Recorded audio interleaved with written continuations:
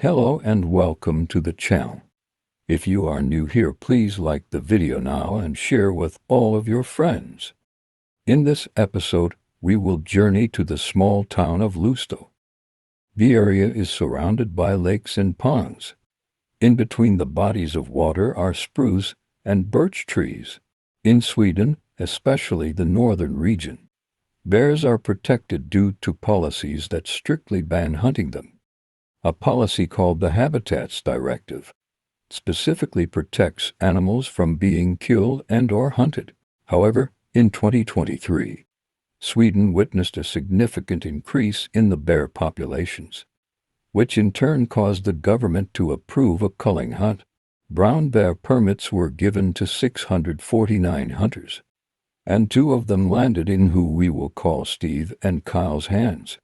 On August 21, 2023, Steve went with his son Kyle to the forests of Ljusdal to look for brown bears. The father and son duo searched far and wide through the ambiguous forests until they spotted a mother brown bear, then immediately started to trail her as she wandered through the brush. The bears here don't get as big as their relatives, typically weighing only 300 pounds according to a census conducted in 2022.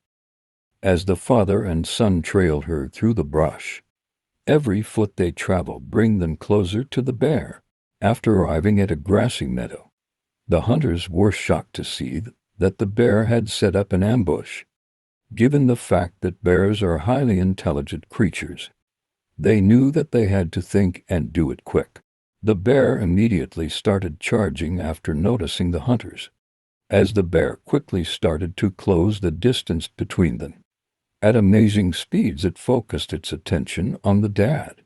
The son was only 15 years old at the time and was completely unsure about what to do.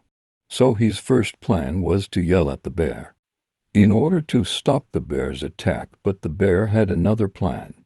The bear then slammed into the father, knocking him down instantly.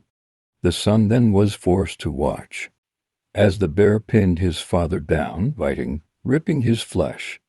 The bear moved so swiftly that it was hard for the men's human eyes to see appropriately. The son could tell by the screams of his father that the bear was inflicting extreme pain. The boy then somehow grew guts early enough to run over to the bear and hit it with the most powerful punch in his young and experienced arsenal. The punch landed on the side of the bear's temple. After that was another one, followed by 5 more. The bear seemed to be confused about what had just transpired and immediately turned her focus to the boy. Watching the speed of a brown bear is unreal, and no human beings could ever match that speed.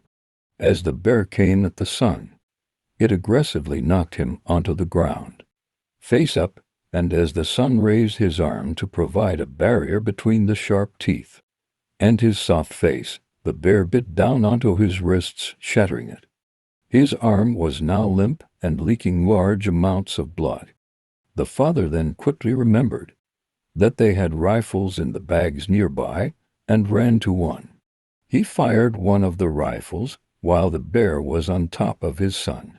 The bullet ripped through the bear's rib cage, and not even a few seconds later, it fell over. The father then pulled his cell phone out, dialing the organizer of the hunt, who immediately notified first responders. They were immediately flown to the hospital, a university to be exact. The father, Steve, had injuries to his face due to the initial attack of the bear, and the son, Kyle, had injuries to his wrists, but they both were not life-threatening. With this bear attack in mind, I have a few questions for you. Do you think the father and son should ever hunt bears again, or just leave it alone? Are you aware that bears can attack at any moment? And what would you do in this encounter if you didn't have a weapon or sibling with you? Please leave your answers in the comment section down below, and we will be happy to meet you there. Thanks for watching, and remember to always be careful in bear country.